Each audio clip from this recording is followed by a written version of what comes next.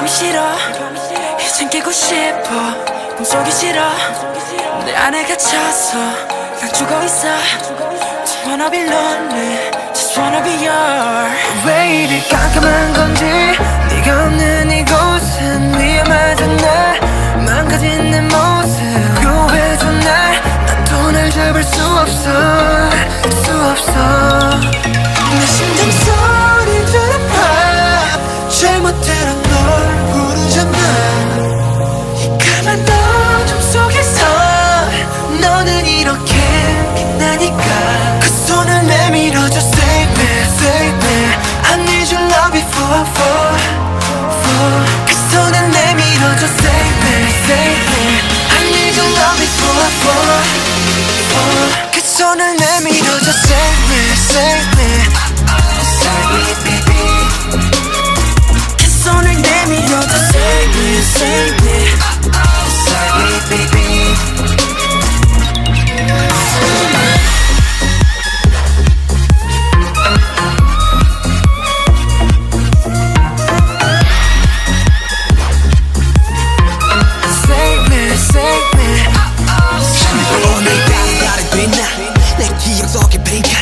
날 삼켜버린 이 lunatic Please save me tonight Please save me tonight Please save me tonight 이 어린 감기 속 나를 구원해주리 나 알았지 널 안 구원해 내 삶의 일부의 아픔을 감싸줄 유일한 손길 The best of me 넌 너밖에 없지 나 다시 웃을 수 있도록 더 높여줘 네 목소리 내 심장 소리 들어봐 제멋대로 널 부르잖아 까만 어둠 속에서 너는 이렇게 빛나니까 그 손을 내밀어줘 Save me I need your love before I fall 그 손을 내밀어줘 Save me I need your love before I fall 그 손을 내밀어줘 Save me baby 그 손을 내밀어줘 Save me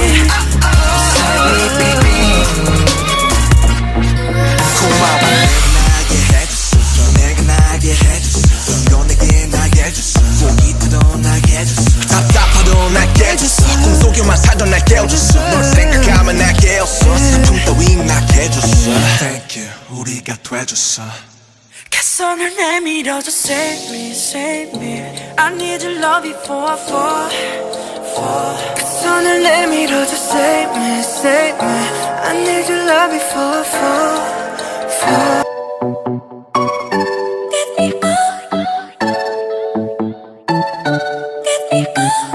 I see the light inside your eyes. You make me feel like I'm awake. I don't know why you make me shine like a star in the sky. I'm okay. I wanna take a breath. I'm falling in love. I'm falling in love. I wanna hold your hand. Don't leave me alone. Don't leave me alone. You take me high, oh yeah. You're by my side, baby, yeah. Only you can save me. Only you can save me. Get me through, get me through, yeah. Get me through, get me through. Save, get me through, get me through, yeah. I how to try to blow my mind like a bottle of wine. I insane. I come alive, you drive me wild when I kiss you at night. I'm okay. I wanna take a breath. I'm falling in love. I'm falling in love. Falling in love. I wanna hold your hand. Don't leave me alone. Don't leave me alone. You take me high, oh yeah. You're by my side, baby, yeah. Only you can save me.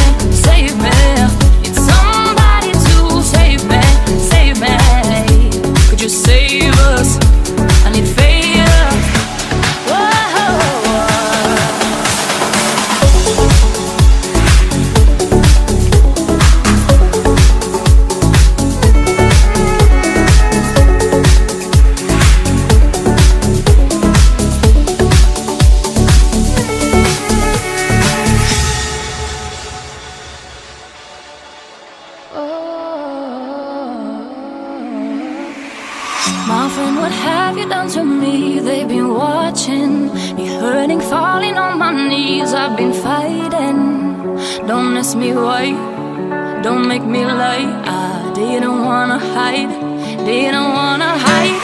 Somebody to save me, save me. It's somebody to save me, save me. Could you save us? I need faith.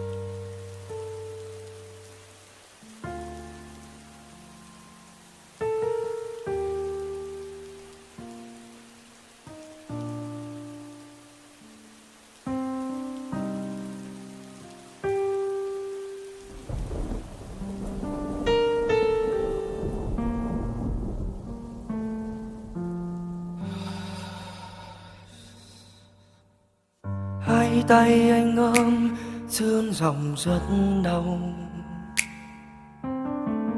đôi vai anh mang nỗi buồn rất lâu. Chân anh lang thang kiếm em ở khắp chốn, nước mắt trào biết em giờ ở nơi đâu. Đôi khi cô đơn giết anh từng cơn em hơi, bao nhiêu nước mắt để đôi bình yên bên em. Sau bao lâu quen tối nay mình anh lệ mướt, anh ngứa gì cánh tay mình đừng buông ra. Chạy theo em ở phương trời xa lắm em ơi, người ơi tình ơi. Chạy đi đâu để có niềm vui, vui trốn nỗi buồn. Hà gian thu còn chưa kịp tay, lá kia sao lòng em vội tay. Anh ở lại để ôm một mình nhớ thương. Ngày không em lòng anh tựa đông, giá băng theo chiều tan màu mưa. Một lần xa vòng tay của em là bao bão lòng. Nhìn vào mang của em giờ đây, khóe mi anh lệ tuôn thân cay. Anh rất buồn nhưng không biết phải làm sao.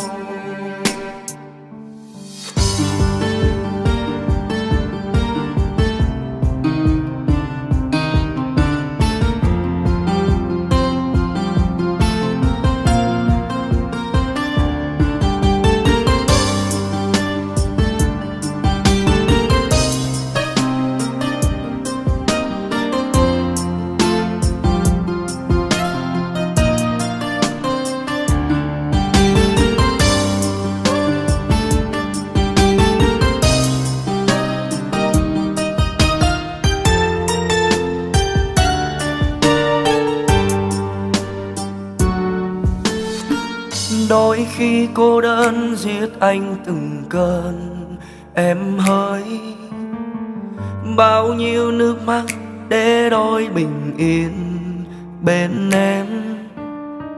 Sau bao lâu quen tối nay mình anh lệ mướt, anh ngứa gì cánh tay mình đừng buông ra. Chạy theo em ở nơi trời xa lắm em ơi, người ơi tình ơi.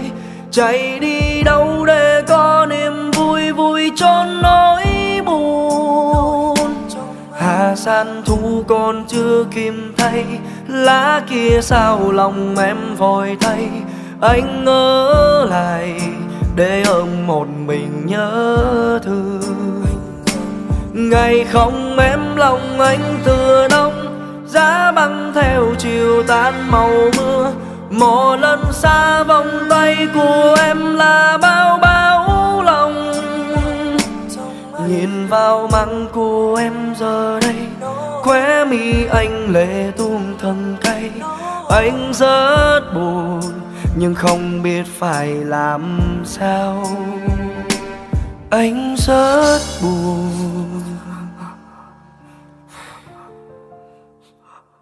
nhưng anh cũng chẳng còn em.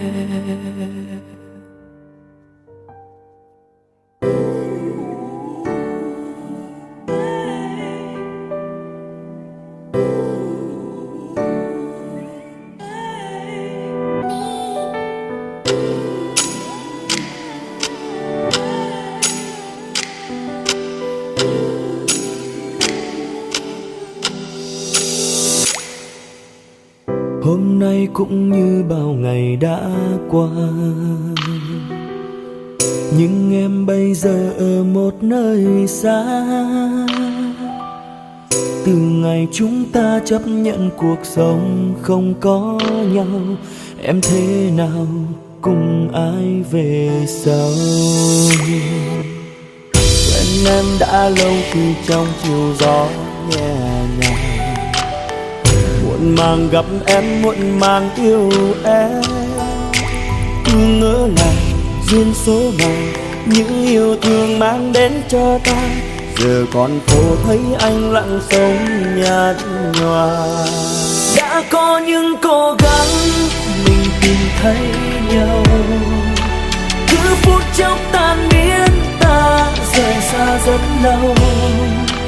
Nếu duyên kiếp không muốn anh có em, vậy mình không giữ hy vọng để chờ ai. Hãy cứ bước đi nhé em, đừng buồn cho anh. Sống với những ký ức một mình, không có em bên mình, có lẽ là điều rất buồn. Nhưng tình yêu nào phải đến từ một người.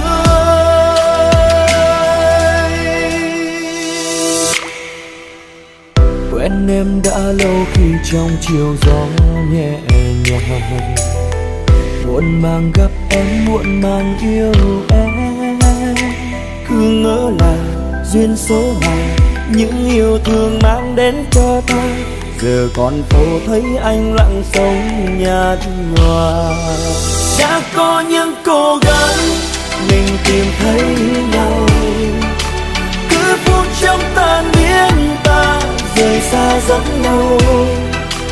Nếu duyên kiếp không muốn anh có em, vậy mình không giữ hy vọng để chờ ai. Hãy cứ bước đi nhé em, đừng buồn cho anh. Sống với những ký ức một mình, không có em bên mình, có lẽ là điều rất buồn.